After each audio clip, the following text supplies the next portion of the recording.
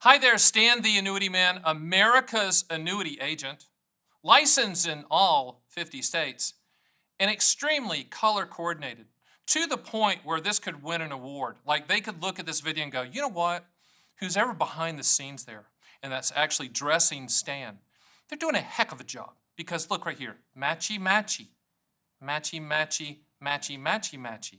I mean, seriously, would you have ever believed that when you turn on the video, that every time you turn on, you go, I want to see what he has to wear. I want to see the new logo. I want to see the sweatshirts. I want to see the sweatsuits. I want to see the hat. I want to see it all.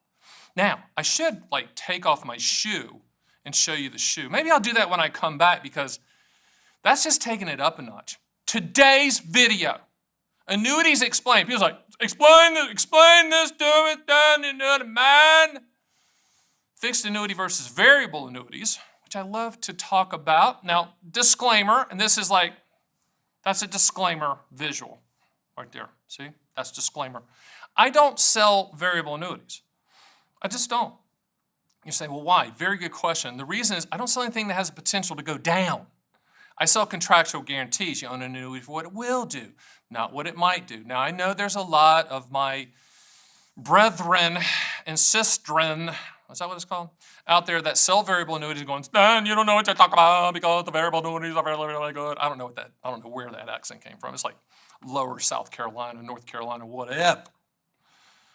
But we're going to talk about variable annuities a little bit because I do know a little bit about them because I used to work with Dean Witter, Morgan Stanley, Bain, Weber, UBS.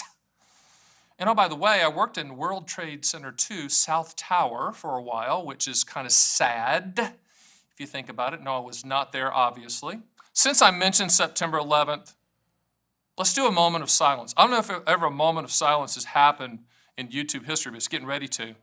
So a moment of silence for the friends and the families, the people that helped, the rescue workers and all the firemen, all the people. Moment of silence, 5 seconds for 9/11.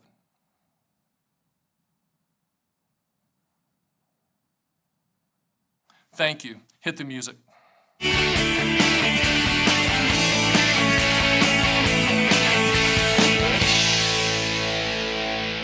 All right, I'm going to explain annuities. Annuities Explained by Stan the Annuity Man, America's annuity agent. Who better to explain annuities than America's annuity agent, Stan the Annuity Man, who doesn't have a last name, it's Annuity Man.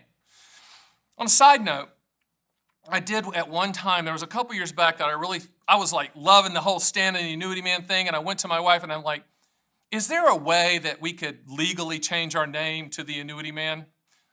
That didn't go well.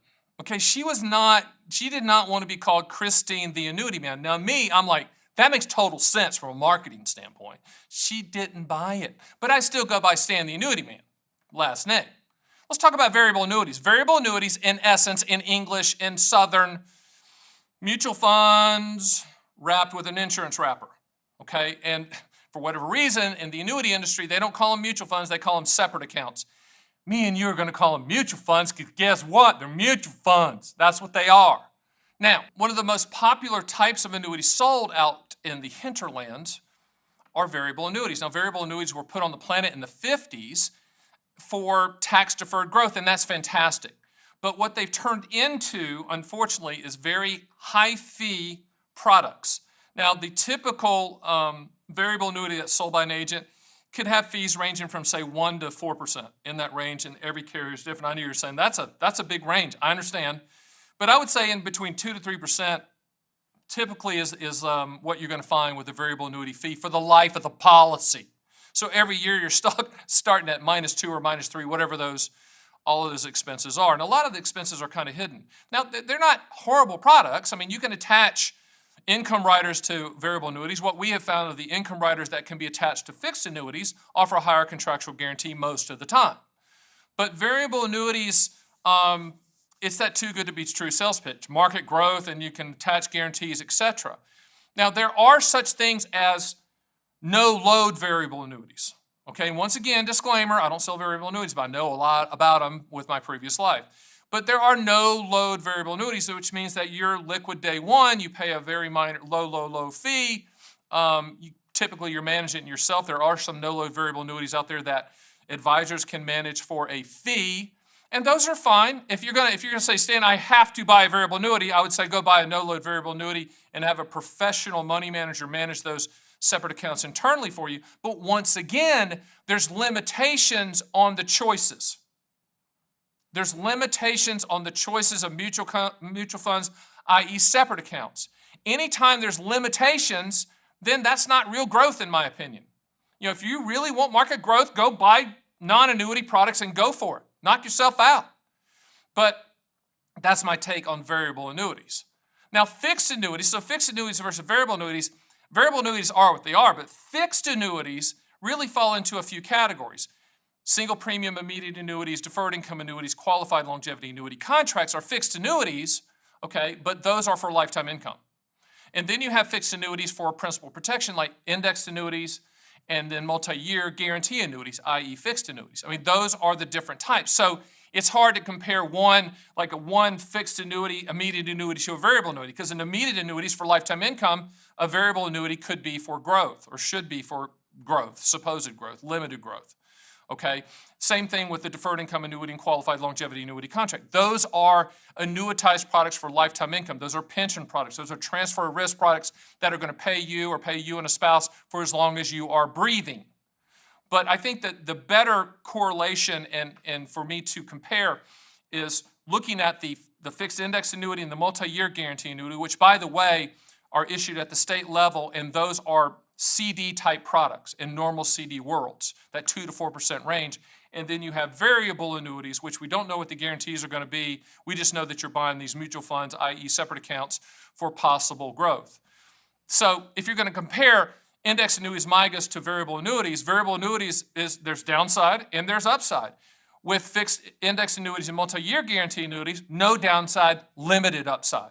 So it really comes down to what you're trying to achieve. Now, the problem that we're running into in the industry, the indexed annuity sales pitch sounds eerily like the variable annuity sales pitch, but with principal protection. And you're out there going, wait, that's exactly what I want. Stan the Annuity Man, that's exactly the product I was looking for.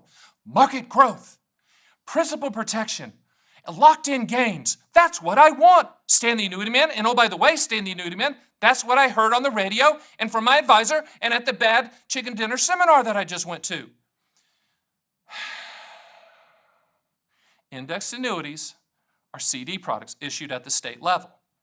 Okay? Period. End of story. They were put on the planet in 1995 to compete with normal CD rates, and in this world, normal MYGA fixed rates. That's the kind of 2 to 4% world that you're looking at. And there's a lot of people that call me, and I got a call the other day. This is a great example. Guy calls me and he says, I bought the indexed annuity sales pitch. The guy said I was going to get 6 to 9% returns. I'm in year 3, and I've averaged 1.9% in a raging bull market. And I'm like, well, the good news is you're never going to lose money, and that 1.9% was locked in every year, and it's never going to go below that, etc. And he was mad. I was going to use the P word, but I'm not going to use that because my wife doesn't like it when I say that. He was ist, let's just say that. And so I was like, there's not much you can do because it was a 10-year product on the indexed annuity, which means there's surrender charges. And I always tell people with indexed annuities that have the 1-year call option, you buy a 10-year surrender charge product, you're really buying a 1-year guarantee with a 10-year surrender charge. So in this case, you're talking about market growth. The variable annuity's got to win because you can change those mutual funds with most of these variable annuities, at your discretion, or they give you some pretty good flexibility to change those mutual funds, i.e. separate accounts around.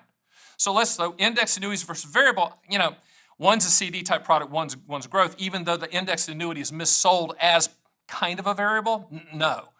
Now, multi-year guarantee annuity, the annuity industry's version of a CD compared to a variable annuity, there's really no comparison. You're buying a MYGA is a principal protection product that pays a specific interest rate for a specific period of time. A variable annuity is a variable annuity. It's not a MYGA. So you really can't compare the two. It really comes down to the two questions I always ask people. What do you want the money to contractually do, and when do you want those contractual guarantees to start? That's where fixed annuities come in. We're talking about contracts. If you say, I want market growth, some people are going to funnel you over there to that variable annuity side. I'm going to tell you that in most cases, most, not all, you should not be buying an annuity if you're looking for market growth. Do variable annuities fit in a 5 to 6% solution type world where 95% of the people don't need it, but maybe there's 5 that do under a specific circumstance. Yeah, that's a yes in Southern. Yeah. But I'm not a huge fan right now of variable annuities. Hopefully that will change, because hopefully the industry will do some changes out there. I do see some innovative products coming for the registered investment advisor on the variable annuity world, and I'm going to wait and see how that all shakes out, and maybe I'll do a video in the future where I go, hey, I really like this type of variable annuity. But the current offerings right now, I think you're better off in the marketplace, and with fixed annuities, it's all about contractual guarantees. Hey, do me a favor, go to theannuityman.com. You can run quotes on our proprietary calculators that are the best on the planet. I say that without hesitation, because once you run quotes on there, and you'll be like, oh my goodness, I can do this 24/7 and find out and check back every month to see what the guaranteed payouts are. Yes, you can get my books, you can schedule a call with me. So do all of that and hit the subscribe button, and I'll see you on the next Stan the Annuity Man YouTube video.